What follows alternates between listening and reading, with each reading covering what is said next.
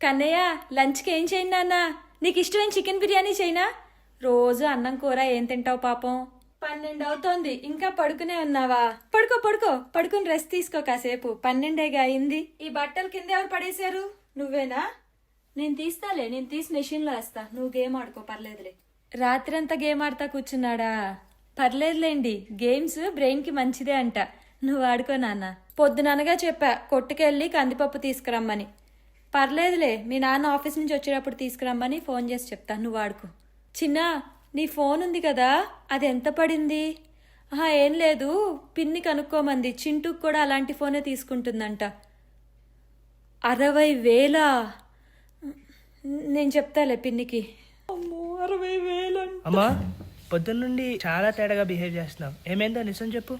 అది కాదు చిన్న, ప్యాంట్లో నీ ఫోన్ ఉందని చూసుకోకుండా ప్యాంటు మెషిన్లో వేసేసాను. నా ఫోనా? ఏంటి నా ఇంకా సీరియస్ గా చూస్తావు? నేనేదో కావాలని చేసినట్టు. అయినా తప్పంతా నీదే. ఫోన్ ప్యాంట్లో ఎందుకు ఉంచావు? ఇప్పుడు చూడు, నీ వల్ల 60,000 రూపాయల ఫోన్ పాడైపోయింది. పైగా నా ఇంకా సీరియస్ గా చూస్తున్నావు.